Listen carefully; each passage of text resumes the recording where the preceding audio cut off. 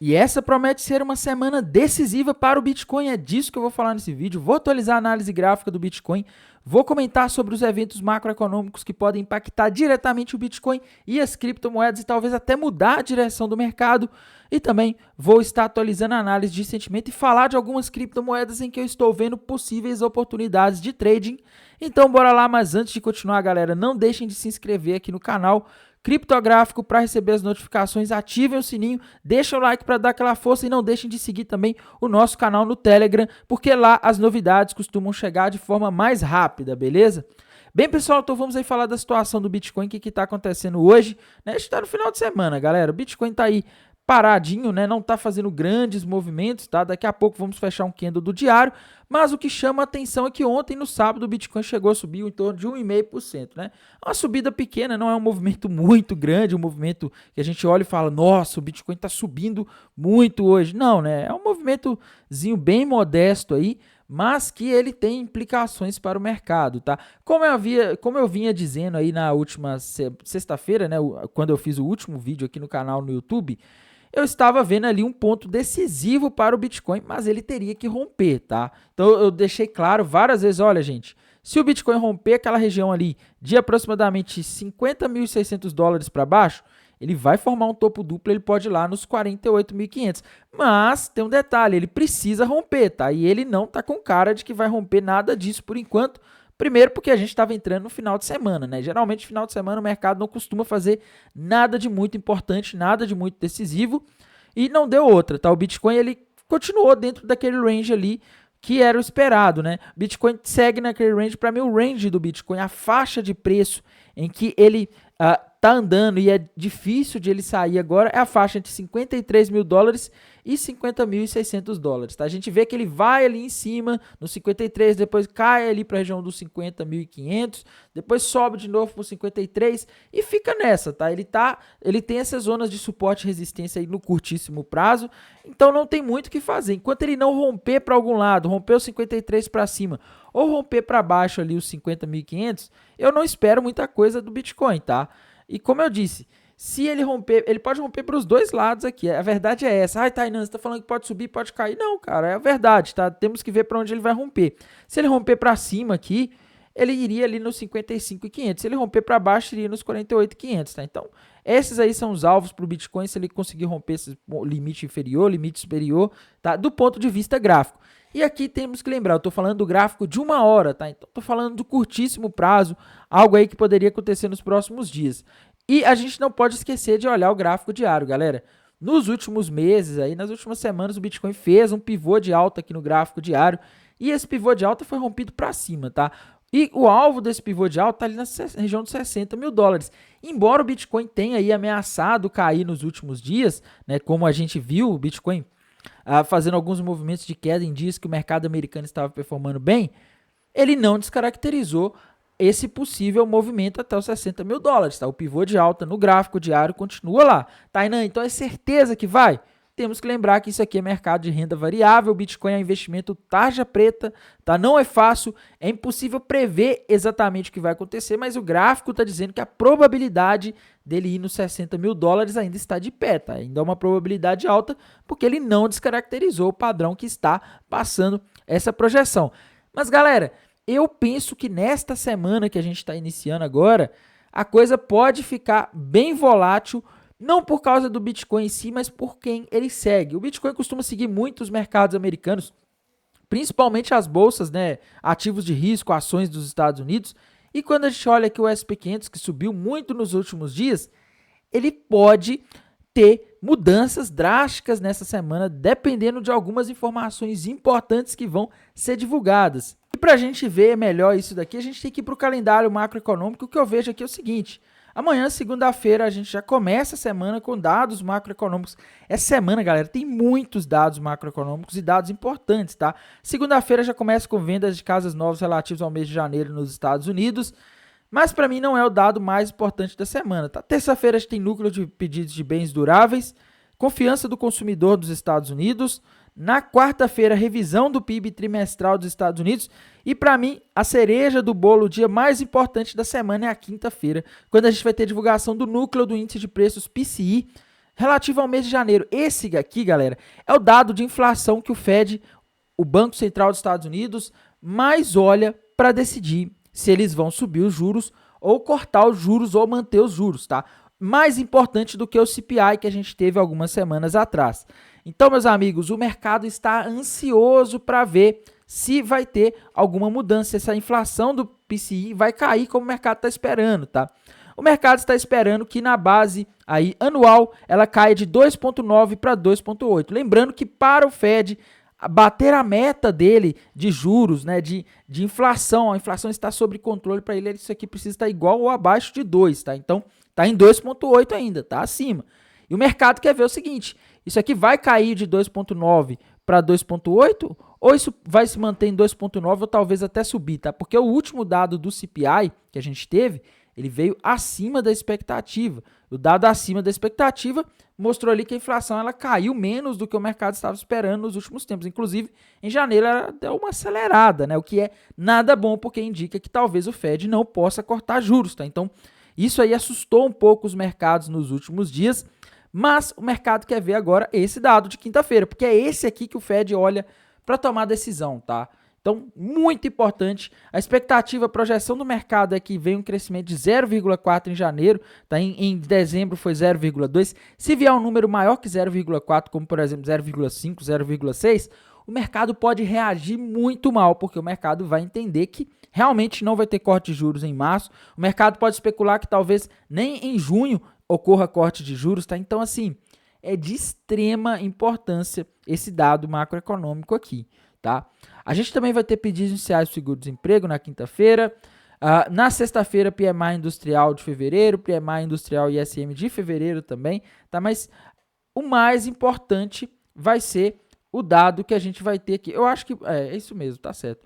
O mais importante vai ser esse dado de quinta-feira. O mercado tá super ansioso para saber o que vai acontecer com isso daqui, tá? Então, olho nisso. Quinta-feira é um dia muito importante para o mercado, inclusive para o Bitcoin nessa semana. Pode ter volatilidade, principalmente se esse dado vier diferente do esperado. Se ele vier igual a 2,8 ou abaixo de 2,8, tipo 2,7, aí, meus amigos, o mercado vai comemorar e vai ser motivo para mais alta, tá? Mas, se vier acima, já sabem, né? A gente também não pode deixar de olhar o sentimento do mercado de criptomoedas que está oscilando nos últimos dias, tá?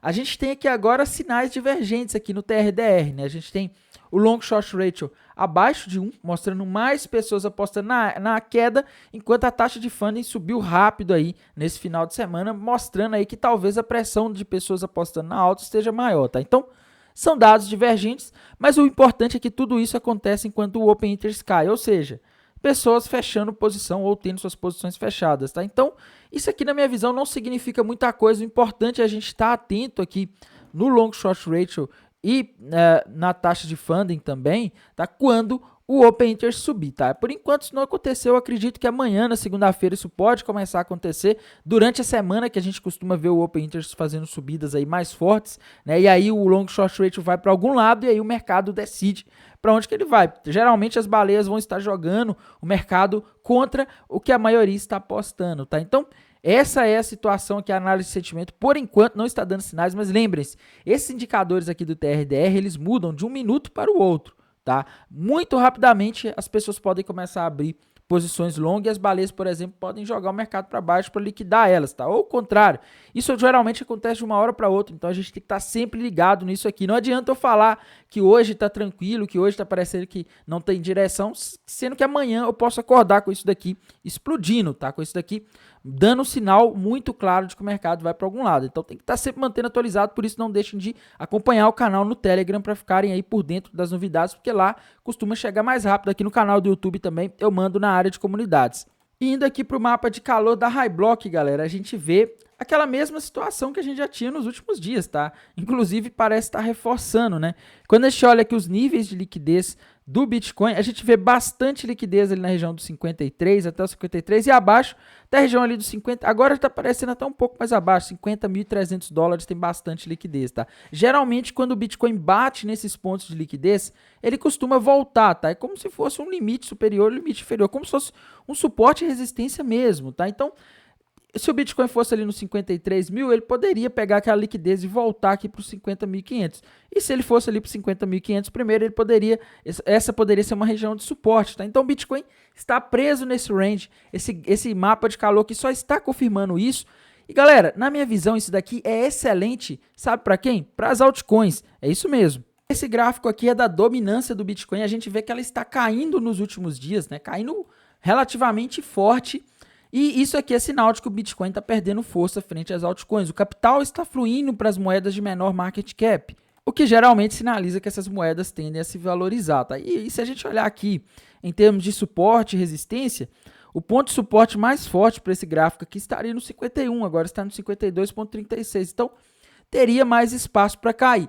Um detalhe importante, galera, eu estou falando aqui que a coisa pode estar muito boa para as altcoins, mas se acontece desse dado de inflação nessa semana que está se iniciando vir acima do esperado ali na quinta-feira, o Bitcoin poderia cair e as altcoins poderiam cair muito mais, tá? Então, só fazendo esse alerta aqui, tá? Antes de empolgar vocês com as altcoins, mas eu tô vendo aqui espaço ainda para valorização das altcoins frente ao Bitcoin. Inclusive, tem algumas criptomoedas que eu estou olhando com maior carinho, né? Várias criptomoedas, se a gente olhar aí, tem padrões gráficos legais, mas uma delas é a OP, tá, galera?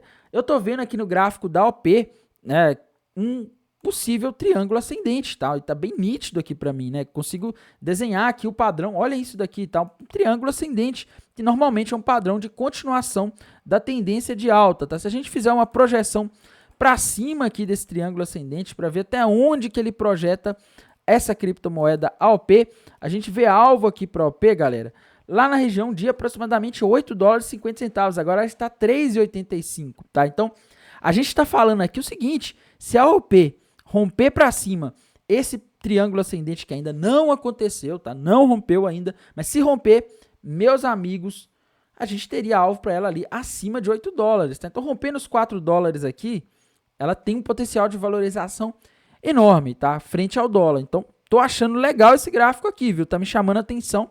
E é uma moeda que não estou aconselhando ninguém a fazer isso, mas eu vou montar uma operação nela, tá? Outra moedinha aí também que está me chamando a atenção, galera, a GRT, tá? Quando a gente vai aqui no gráfico da GRT, eu acho que é essa aqui mesmo, tá? Parece que ela rompeu para cima aqui um fundo duplo, galera. Olhem só, tá? Eu consigo ver aqui no gráfico da GRT um rompimento de um fundo duplo para cima. Olhem só. Se a gente fizer uma projeção conservadora, tá? Não tô nem sendo radical aqui, né, de pegar a projeção máxima, não. Uma projeção bem realista, tá? Se a gente projetar para cima esse fundo duplo que a OP rompeu para cima aqui, a gente teria alvo ali na região de aproximadamente 74 centavos de dólar. Agora ela está 28.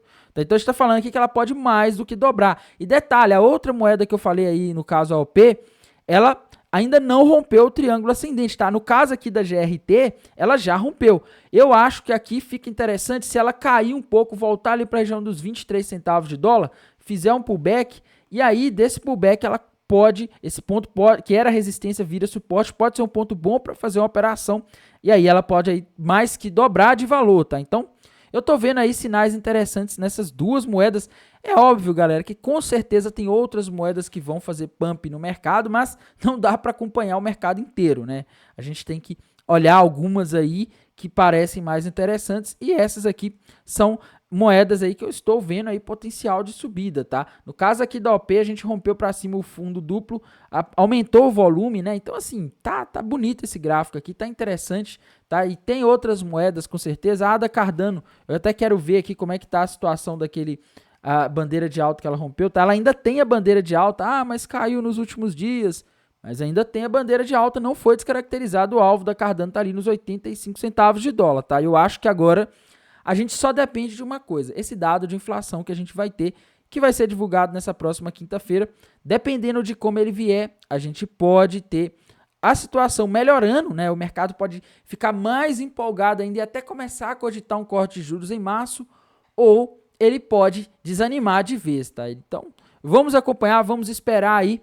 Se você estiver montando alguma posição de trade, minha dica é coloque stop, tá? Porque essa semana as coisas podem mudar, dependendo de um dado que a gente não tem controle, a gente não consegue mudar, a gente não sabe como vai vir. Beleza? No mais, desejo uma excelente semana, um bom descanso e bons negócios. Até mais, tchau!